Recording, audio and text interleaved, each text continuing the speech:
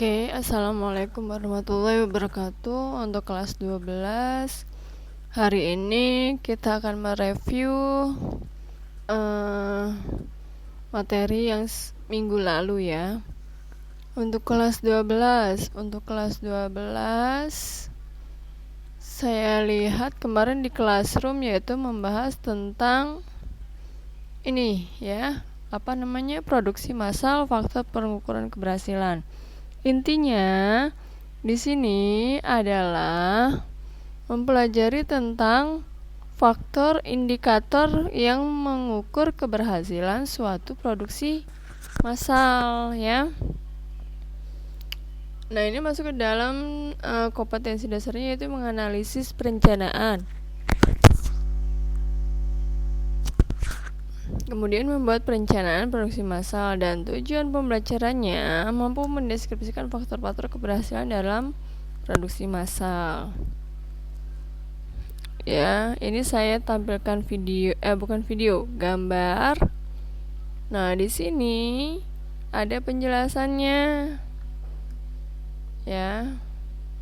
Dimana tugas yang pertama yaitu bacalah atau pahamilah gambar di atas ya.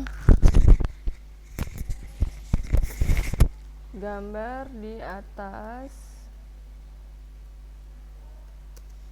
bagaimana indikator keberhasilannya. Yang kedua, menjelaskan faktor pengukuran keberhasilan dari produksi massal pada pertemuan sebelumnya yang telah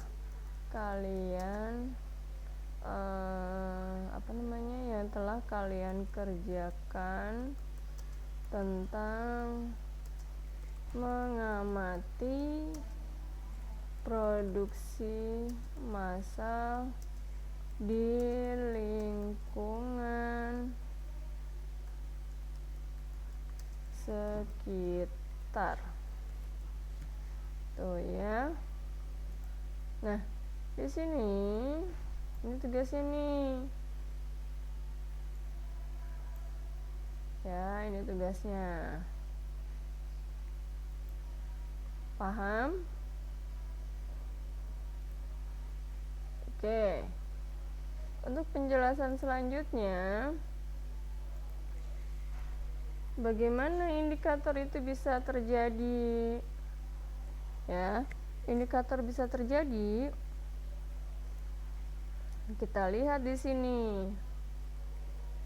Menentukan indikator keberhasilan tahapan produksi massal. Ada tiga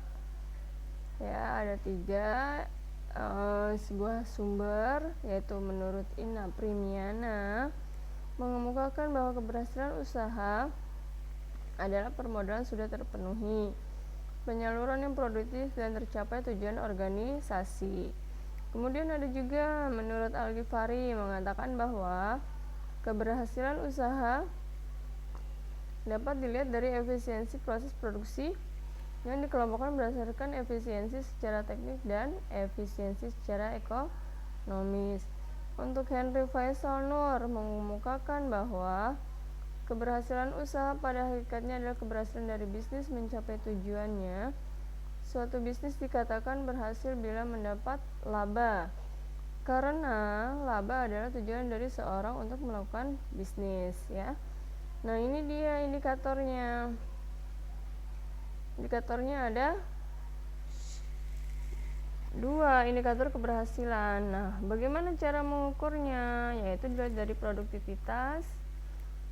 Kemudian ada kapasitas produksi ya. Untuk produktivitas, perhitungan produktivitas dalam perusahaan diukur dari tingkat efisiensi produksi, masukan tenaga kerja, dan modal. Salah satu perhitungan produksi yang paling umum digunakan adalah menghitung produksi kotor. Ya, selama 1 jam kerja, perhitungan ini dapat menghitung seberapa efisiensi penggunaan tenaga kerja untuk menghasilkan produksi keluarannya. Yang B, dimensi keberhasilan produktivitas ada 6 faktor: sikap kerja, tingkat keterampilan, lingkungan kerja, produktivitas, efisiensi kerja, dan kewirausahaan. Sikap kerja berarti indikator sikap dalam melayani, sikap dalam melaksanakan kerja, dan sikap melakukan inisiatif kerja. Kemudian dimensi tingkat keterampilan, indikator keterampilan pencapaian tugas, ya. Kemudian keterampilan melaksanakan program dan keterampilan mengevaluasi pencapaian program. Dimensi hubungan antar lingkungan kerja, bagaimana lingkungan kerjanya, kerja dengan pimpinan, hubungan kerja dengan bagian, hubungan kerja dengan rekan sekerja. Dimensi manajemen produktivitas, indikator koordinasi pekerjaan komunitas antar bagian. Kemudian tanggung jawab pekerjaannya bagaimana.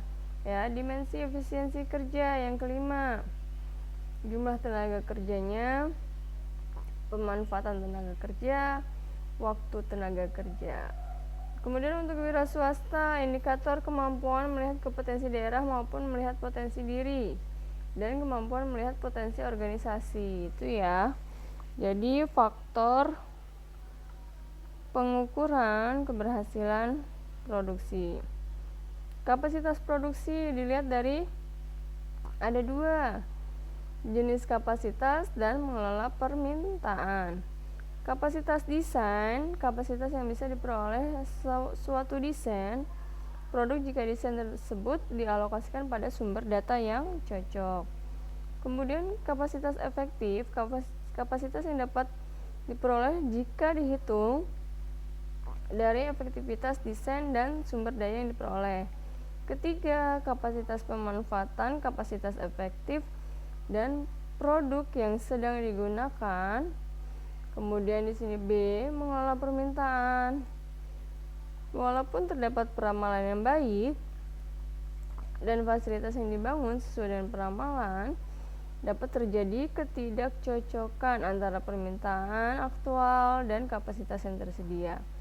Ada beberapa kasus nih, jika permintaan melebihi kapasitas kita harus gimana? Perusahaan dapat membatasi permintaan dengan menaikkan harga. Jadi perusahaan itu bisa membatasi permintaan si konsumen, tapi dengan menaikkan harga. Kemudian membuat penjadwalan yang panjang dan mengurangi bisnis dan keuntungan marginnya. Solusi jangka panjang yaitu meningkatkan kapasitas agar tidak mengurangi keuntungan. Nomor 2, jika kapasitas melebihi permintaan, itu bagaimana? Yaitu perusahaan akan merangsang permintaan melalui pengurangan harga atau pemasaran agresif. Atau mungkin menyesuaikan diri terhadap pasar melalui perubahan pokok. Yang ketiga, penyesuaian pada permintaan musiman. Sekarang yang C, ada 8 hal yang membuat usaha bisnis meraih keuntungan. Peluang pasar yang baik, ya, jadi ada peluangnya nih, saya mau usaha berarti ada peluang nih, ya.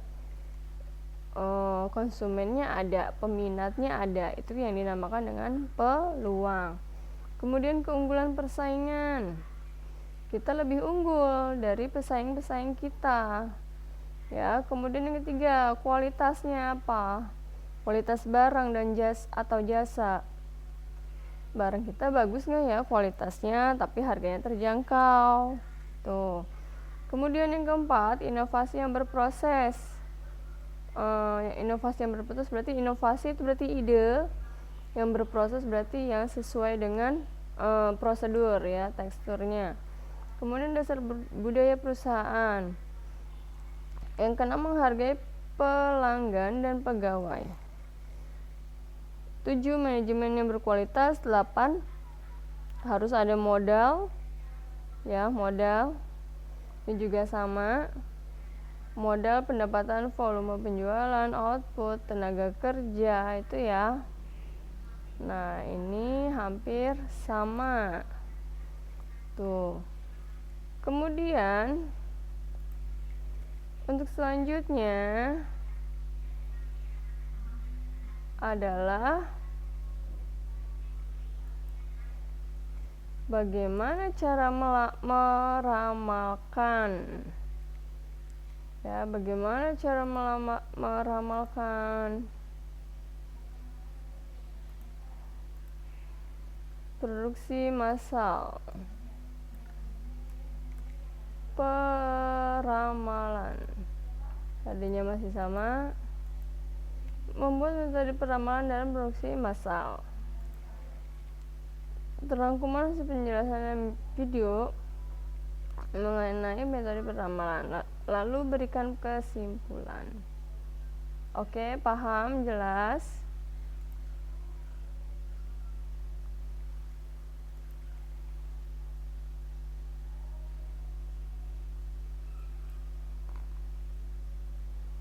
Sekarang kita lihat. Di sini ada sebuah video.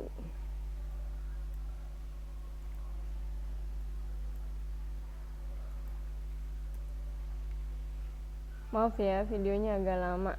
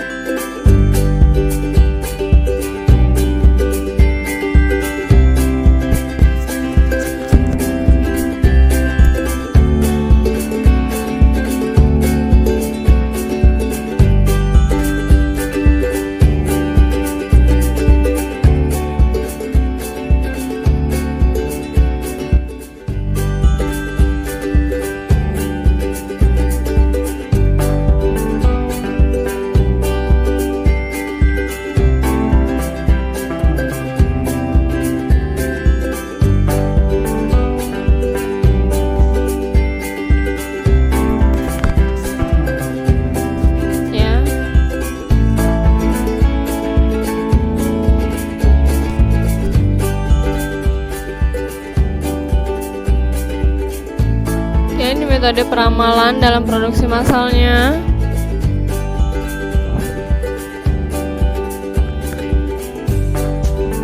Pentingnya strategi peramalan.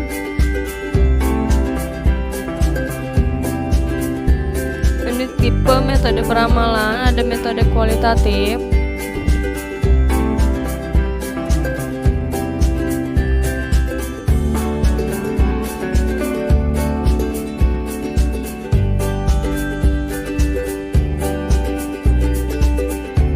tujuh langkah sistem peramalan.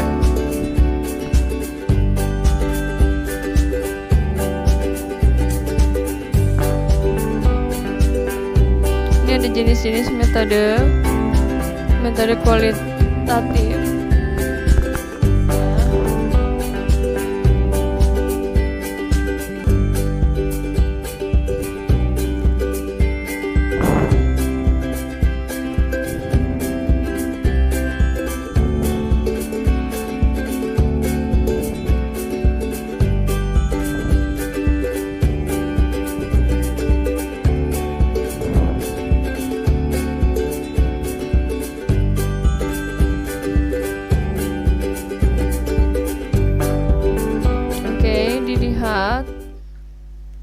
Nah, itu ya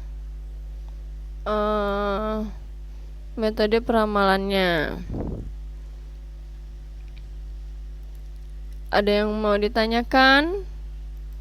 Kalau tidak ada, untuk kelas 12 itu saja materinya.